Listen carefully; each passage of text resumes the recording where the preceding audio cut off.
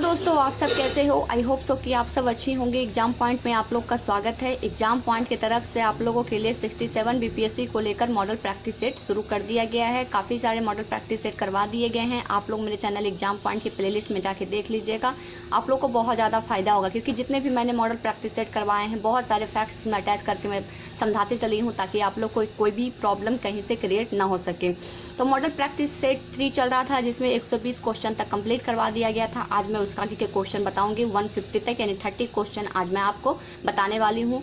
और इस जो 30 क्वेश्चन जो बताऊंगी, इसमें कुछ मैथ्स भी अटैच रहेंगे, क्योंकि आप सबको पता ही है कि बीपीएससी एग्जामिनेशन में 10 मैथ आपका आना अनिवार्य है। तो 10 मैथ्स इसमें भी होंगे मॉडल प्रैक्टिस सेट में। और जो भी स्टूडेंट प्रीवियस सेट के क्वेश्चन बैंक बना रहे हैं, वो लोग उसको रखकर मॉडल प्रैक्टिस सेट शुरू कर दें, क्योंकि मॉडल प्रैक्टिस सेट में आपका जो नया मॉडल प्रैक्टिस सेट आया हुआ है मार्केट में, उसमें आपका करंट भी ऐड रहेगा। तो चलिए आज का सेशन शुरू करते हैं। 120 तक हो चुका था क्वेश्चन, उसके आगे के क्वेश्चन देखिए।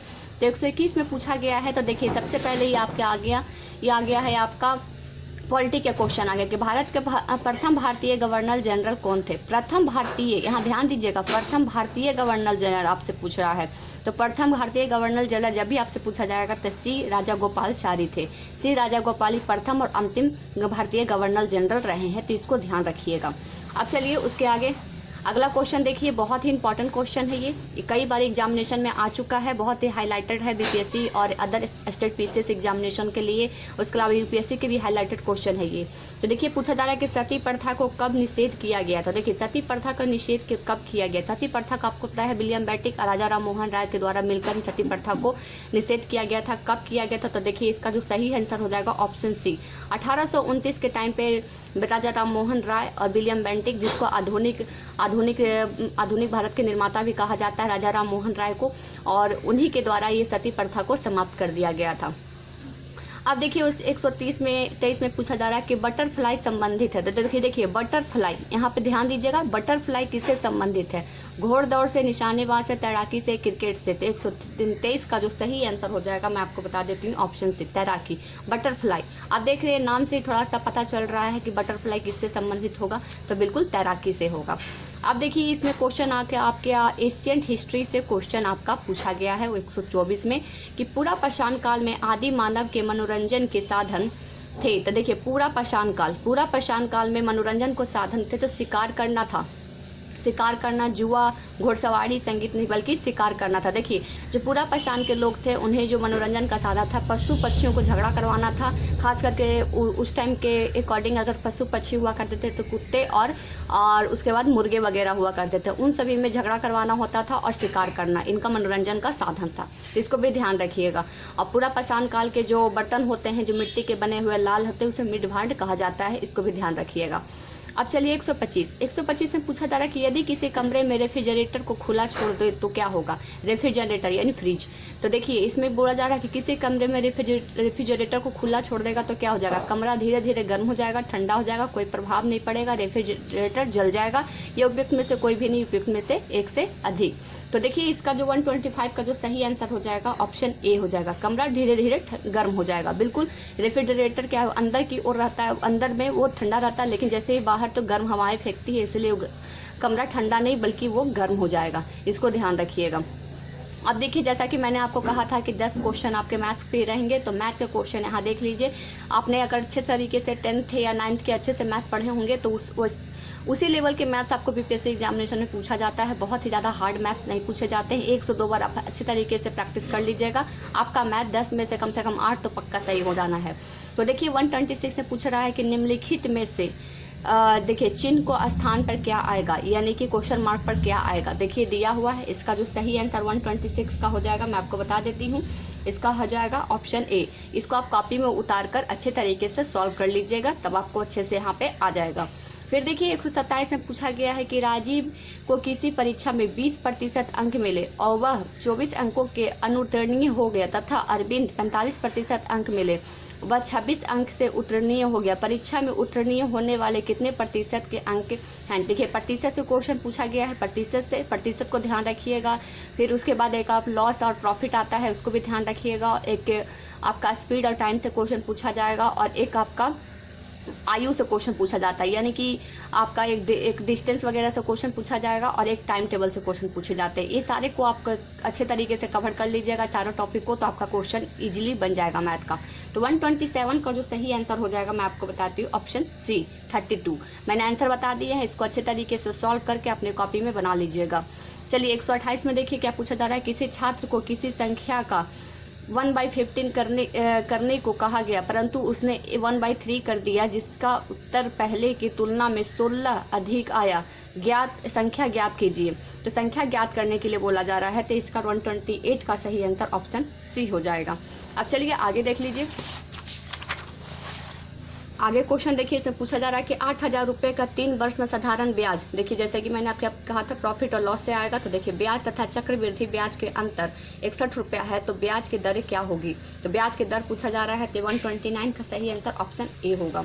फिर देखिए 130 में किसी भी भिन्न अंश का हर में क्रमशः 1 जोड़ने से उसका मान 2 हो जाता है और 1 घटाने से 4 होता है, तो भिन्न का अंश क्या होगा। 130 का सही आंसर आपका ऑप्शन बी हो जाएगा। 131 भी आपका मैथ ही है, तो देखिए 131 का डायरेक्टली मैं आंसर बता देती हूँ, आप लोग देख लीजिएगा। 31 का भी आंसर 1 हो जाएगा। 32 का देख लीजिए, 32 का जो आंसर हो जाएगा ऑप्शन डी हो जाएगा। लेकिन आप लोग इसको अच्छी तरीके से अपने कॉपी में जरूर सॉल्व करिएगा उतार कर, ठीक। उसके बाद देखिए 133 का सही आंसर ऑप्शन बी हो जाएगा। 134 का आपका जो हो जाएगा वो ऑप्शन ए हो जाएगा, 5,000 मीटर स्क्वायर। फिर 135 में देखिए 135 लास्ट है, 10 क्वेश्चन मैंने कहा था 10 क्वेश्चन आते हैं, तो 135 लास्ट क्वेश्चन है। 135 का ऑप्शन बी हो जाएगा। अब चलिए यहाँ से शुरू हो गया हमारा हिस्ट्री, बिहार स्पेशल हिस्ट्री यहाँ से शुरू हो जाएगा। बिहार स्पेशल क्वेश्चन अब आएंगे। बिहार स्पेशल क्वेश्चन एक बीपीएससी एग्जामिनेशन में कम से कम उसका वेटेज 30 से 40 रहता है, लेकिन लगभग 30 से 40 के बीच में बिहार स्पेशल क्वेश्चन पूछे जाते हैं। और जो भी स्टूडेंट बिहार स्पेशल के बारे में जानना चाहते हैं, मेरे चैनल एग्जाम पॉइंट पर जाके प्लेलिस्ट में देखिए, बिहार स्पेशल पे मैंने कम से कम 40+ टॉपिक कवर कर दिया, यानी पूरा बिहार स्पेशल ही कवर कर दिया है। आप लोग उसमें जाके देख लीजिए, आपको बहुत अच्छे तरीके से समझाया गया है, कोई भी टॉपिक छोड़ा नहीं गया है उसमें, तो आप लोग जरूर देख लीजिएगा। अब देखिए यहाँ पूछा जा रहा है कि अंग महाजनपद की राजधानी थी, तो आपको पता है 16 महाजनपद की राजधानी, 16 महाजनपद के अंगुत्तर निकाय, बौद्ध के अंगुत्तर निकाय में इसका वर्णन मिलता है। 16 महाजनपद थी। और देखिए अंग सबसे जो स्वतंत्र महाजनपद था वो वैशाली था, इसको ध्यान रखिएगा। तो अंग महाजनपद की राजधानी क्या था, तो अंग महाजनपद की राजधानी आप सबको पता ही चंपा थी। क्या थी, तो चंपा थी। अब वैशाली स्वतंत्र था, इसको ध्यान रखिएगा।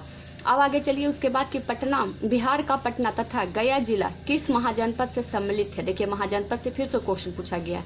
पूछा जा रहा है कि बिहार में जो पटना है, जिला पटना जिला और गया जिला को किस महाजनपद में सम्मिलित किया गया था। तो 137 का सही आंसर हो जाएगा ऑप्शन बी, यानी मगध जनपद में शामिल किया गया था पटना और गया को।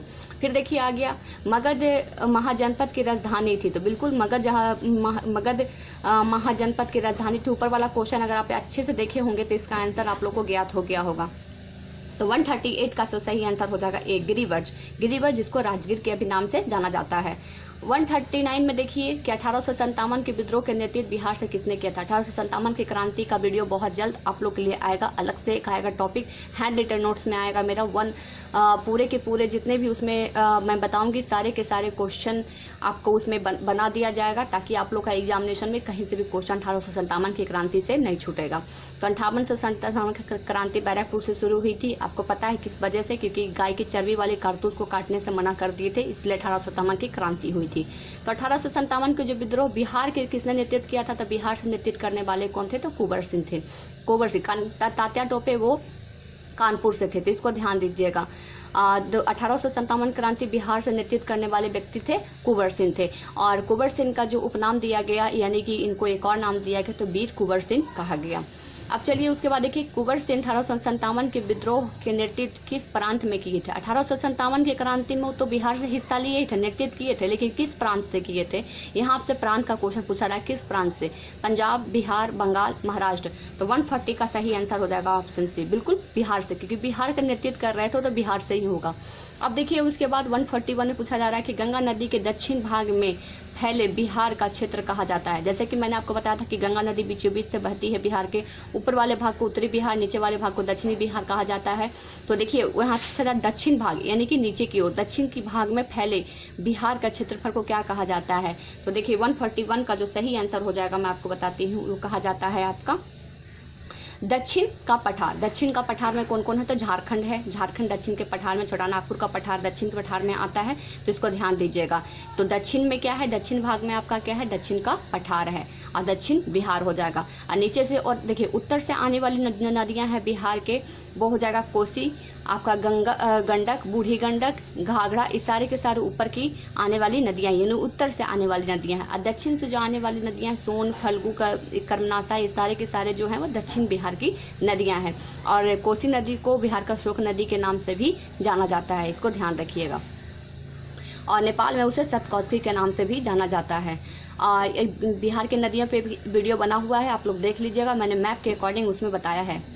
142 में देखिए पूछा जा रहा है कि बिहार के उत्तरी मैदान के ढाल पश्चिमी भाग से उत्तर पश्चिम में है, तो क्या कहते हैं उसको उत्तर पश्चिम में, तो 142 का ए हो जाएगा, यानी कि दक्षिण पूर्व में। दक्षिण पूर्व में दक्षिण, तो देखिए दक्षिण की तरफ हो जाएगा, दक्षिण इधर, पूर्व इधर, यानी इधर की ओर से जा रहा है, तो दक्षिण ढाल हो जाएगा, ये दक्षिण पूर्व में हो जाएगा।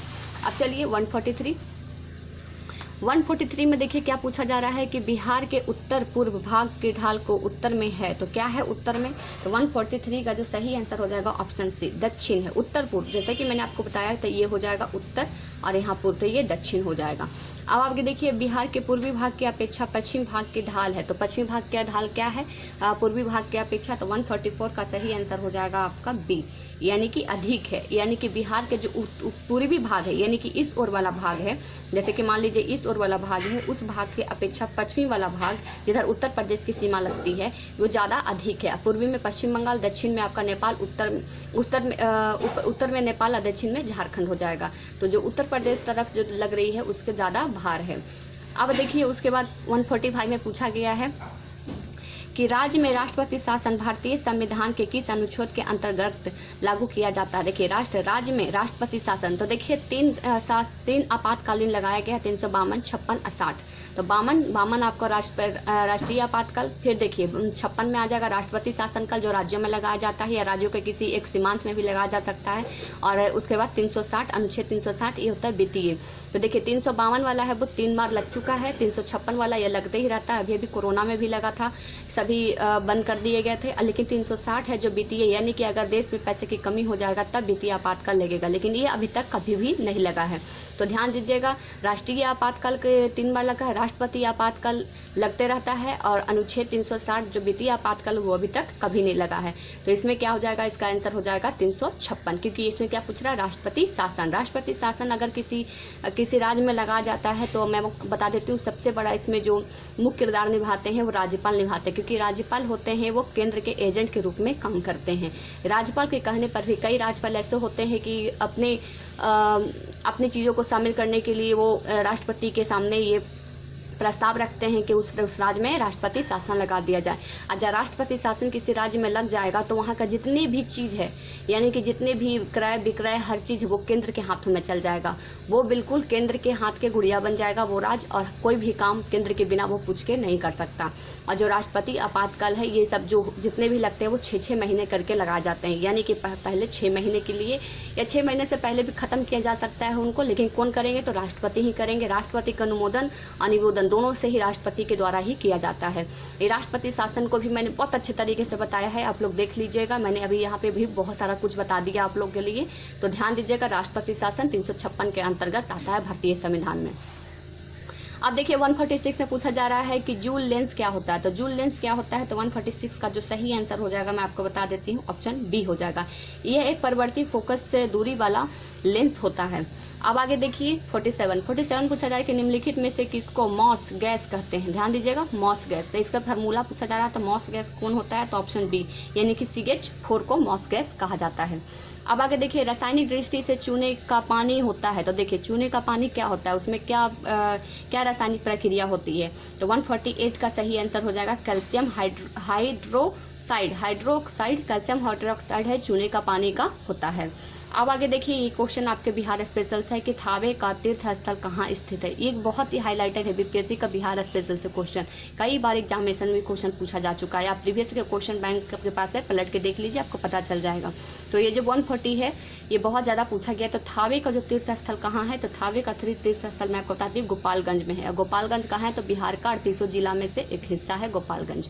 अब आगे देखिए आज का लास्ट क्वेश्चन पूछा जा रहा है कि बिहार के अंतर्राष्ट्रीय विश्वविद्यालय यूनिवर्सिटी ऑफ नालंदा का प्रथम विजिटर, ध्यान दीजिएगा, विजिटर किसे बनाया गया था, प्रथम विजिटर, ठीक है, यानी कि जब अंतर्राष्ट्रीय विश्वविद्यालय की स्थापना हुई थी तो प्रथम विजिटर कौन थे इसमें।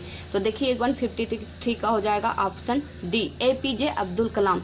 एपीजे अब्दुल कलाम जी थे वो प्रथम विजिटर थे, नालंदा यूनिवर्सिटी में आए थे।